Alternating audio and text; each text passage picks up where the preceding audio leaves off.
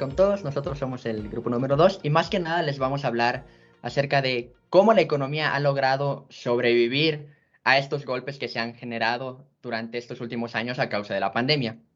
Y más que nada, antes de entrar en el tema como tal, tendremos que ver qué ha pasado, cómo nosotros hemos llegado a la situación que vivimos actualmente, por qué estamos en crisis, ¿no?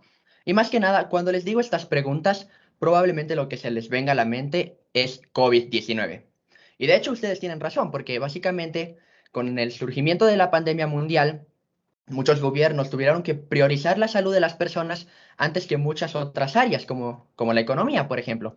Los gobiernos tomaron muchísimas medidas, como el toque de queda, la cuarentena, el distanciamiento, mascarillas, ¿no?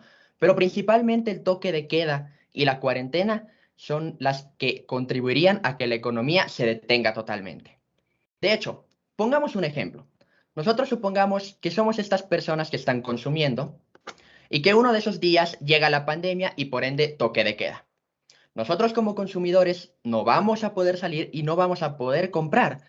Y si no podemos comprar, los productores, por ese caso, no generan ingresos. Y si los productores no generan ingresos, ¿qué va a pasar? Las empresas quiebran.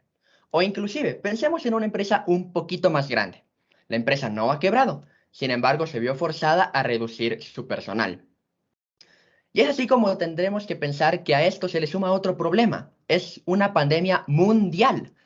Recordaremos que la economía no es propia de un solo país, no. La economía tiene importaciones, exportaciones e inclusive el turismo.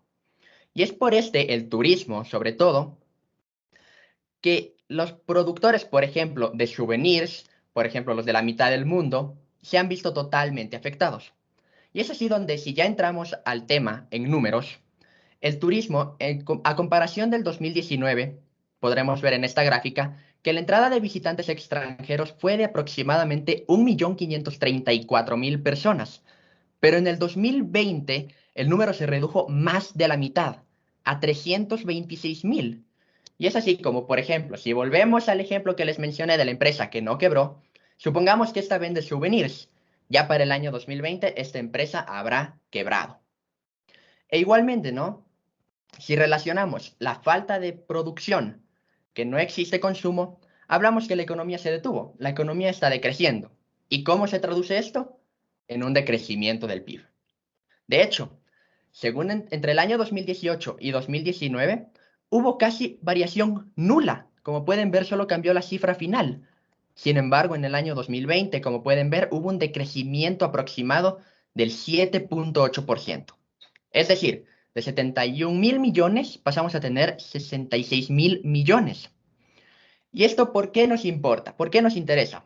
Bueno, supongamos que nosotros estábamos en esa empresa que quebró, fuimos despedidos, y entonces ya no tenemos los mismos ingresos. Ya se reactiva el consumo, pero nosotros no podremos consumir lo mismo, no tenemos la misma cantidad de dinero. Y por ende, ¿cómo se traduce esto? A un gasto de consumo de hogares reducido. Pensemos en otro ejemplo. Si nosotros comprábamos la cola de $1.50, ya no podremos hacerlo porque ya no tendremos suficientes ingresos. Ahora tan solo tendremos que comprar probablemente la de $1.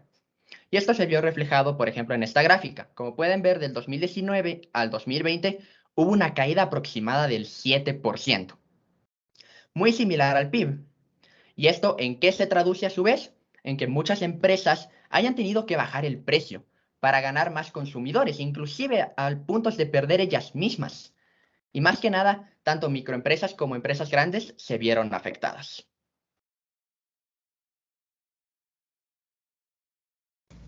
Muy bien. Ahora me gustaría hablar un poquito más acerca del punto de vista que nuestros entrevistados emprendedores nos proporcionaron. Nos comentaron que se dedicaban en su gran mayoría al sector artesanal, al sector turístico. Contaron también que se vieron especialmente afectados durante estas etapas de la emergencia sanitaria, pues es notable que los pequeños negocios sintieron una mayor intensidad en cuanto a las medidas que el gobierno ha acoplado en nuestra vida diaria como causa del COVID-19. Dos terceras partes, como se ve en el dato de la diapositiva, de las microempresas aseguran que la crisis ha perjudicado en gran medida a sus operaciones empresariales, frente a un 40% de afectación de aquellas con mayor tamaño. Las soluciones que nuestros entrevistaron nuestros entrevistados explicaron fue el de adaptarse al mercado, es decir, acoplarse a ciertas alternativas con posibles salidas del decaimiento en lugar de producir lo habitual a lo que estaban acostumbrados. Entonces se dedicaron a producir mascarillas, ciertos insumos médicos, pues con la esperanza de aumentar sus ventas, sus ingresos, pues sabemos que todos los insumos médicos durante estas etapas han despegado económicamente en cuanto a sus ventas por las necesidades humanas de hoy en día. El problema era que, siguiendo la teoría económica que hemos aprendido durante este curso, el mercado siempre tiende al equilibrio, es decir, las mascarillas aumentaron de precio para evitar la sobredemanda y no muchos pudieron seguir fabricándolas. Otra solución que nuestros emprendedores nos manifestaron era el mercado en línea. Algunos bienes sufrieron cierta inflación debido a la sobredemanda que existía en ellos, como lo fueron las mascarillas y ciertos insumos médicos. Sin embargo, a nivel general, también podemos decir que hubo una deflación de la economía ecuatoriana, pues esto significaba que nuestra economía no estaba progresando, no estaba funcionando de la mejor manera. En el año 2020, la deflación fue de un menos 0.339% según el Banco Mundial. Esto implicó baja de precios y pérdida para aquellos productores, ya que esa baja de precios era la única salida que tenían nuestros emprendedores entrevistados para seguir vendiendo y tener unos cuantos ingresos, y pues seguidamente de una adquisición de estabilidad económica, puesto que la gente en común ya no estaba dispuesta a comprar artículos, sino en precios muy bajos, debido a que todos nos vimos afectados en cierta manera por esta emergencia sanitaria.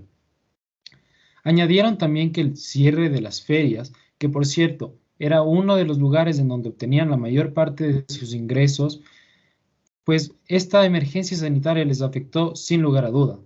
Asimismo, varias empresas funcionaban en el contexto del turismo, el cual representa en el PIB un 2.2%.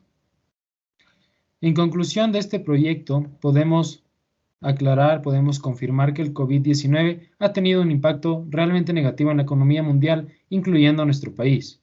Se puede observar tan solo en las gráficas del PIB en 2020, que sufrió un decaimiento del 7.8% con respecto al 2019. Esto como un reflejo de falta de producción, falta de ventas y capital humano reducido, ya que pequeñas como medianas y grandes empresas se vieron forzadas a reducir sus ventas, reducir personal o en el peor de los casos, cerrar las empresas totalmente.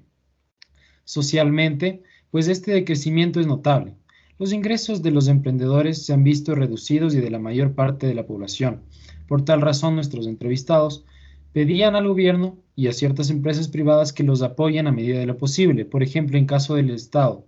Anotaron que deberían dar ciertas facilidades o una reducción de impuestos para empresas locales o aquellas que se dedican al turismo.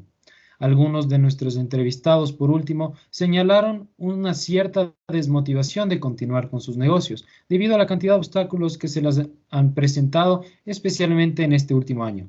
Sin embargo, a pesar de los fuertes golpes a la situación económica y social del Ecuador, se espera, según el FMI, un crecimiento del 1.3 al 2.5% entre 2022 y 2023 en Ecuador. Muchas gracias.